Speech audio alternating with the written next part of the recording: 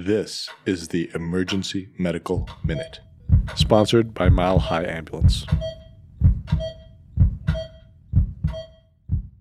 The Emergency Medical Minute is excited to announce that we are now offering AMA PRA Category 1 credits. This is accessible through our online course modules that can be accessed at www.emergencymedicalminute.org/CME-courses, or simply by clicking on the link in our show notes and creating an account. All right, so just a brief medical minute for a patient that we had. It was about a week and a half ago, but ended up checking in. It was a busy day where we were on divert. We've never heard of this, but it did happen once. So, but it was a busy day and just kind of the triage. She checked in. It was nausea and vomiting were only complaints. Didn't have any associated abdominal pain, headache, chest pain, anything else to kind of go with it. It was just really this isolated nausea and vomiting. The history was that about a week before she'd had a TAVR done. So if anyone who's not familiar with that, it's a transcatheter aortic valve replacement. But what happens with that is instead of doing an open surgery, it's all done endovascularly. And so they're replacing that aortic valve, and most patients do well. It's actually become more cases done this way than the traditional open method that had been done years in the past. So we've seen a shift in the last few years where there's more cases done this way than the previous.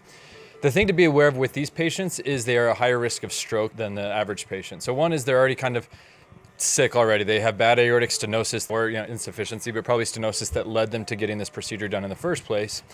And then the other kind of factor is there's probably some age involved, atherosclerosis or other kind of things. When they do the procedure openly, they'll actually cross-clamp the aorta, pull out plaques, and kind of clean out the root of the aorta. But when it's done endovascularly, that's not done. And so there's kind of all this other stuff. And you imagine you disrupt that root to get this new valve in there. So then you potentially have these plaques that are just kind of at that root where the new valve is, that are just kind of sitting loose and ready to embolize and break off and cause strokes and other kind of things. And then the other complicating factor is often these patients appropriately need to be on a blood thinner very soon after the procedure as well. So, she checked in. It was a busy day. Our PA I was working with had already seen the patient. But we kind of talked about it and said, well, no focal deficits, nothing else, but really it's just this history of a very recent TAVR and unexplained nausea and vomiting for like 2 days. We need to get some imaging. And so we went with an MRI thinking that, there's maybe a subtle posterior stroke is actually more what I was worried about, just because she looked very, very well. And so I was trying to get this pulled up, but having some technical issues, but basically had this very, very large, like you pull up the CAT scan, and it's like a bleed that big. So probably like 8 centimeter frontal bleed that she had. As you would expect, went through the reversal as far as that. But what probably happened, she had multiple acute infarcts on her MRI, but then this one area that had blossomed into a big bleed. So she had a stroke, or actually multiple strokes that showered off, and then with a blood thinner, had hemorrhagic conversion of one of them that just kept going and going, and then again, just nausea and vomiting. So the take-home message that we have is nausea and vomiting, unexplained, like especially in an older person, should raise our suspicion. I think we all know that most like 80-year-old-ish people don't come in just, I'm fine, I just had too much to drink last night, and just a normal Friday night. There's usually something else that we need to be digging for, looking for that. And unexplained nausea and vomiting often leads to neuroimaging just because sometimes they start off subtle. She went to the ICU, got reversed, initially planned for non-operative, but unfortunately kept deteriorating and kind of overnight went GCS like 13, and then looks like maybe 11, and then went to the OR for a craniotomy, and kind of still in the hospital with a expected course after such an event. So again, it's just remarkable as far as they can look so well, but if that bleed's still kind of developing, especially in the frontal lobe, we may not see much for a little while. But just take home is if we have an older person, nausea, vomiting, that just something doesn't seem right, probably is going to lead to a bigger workup and more digging with that. So.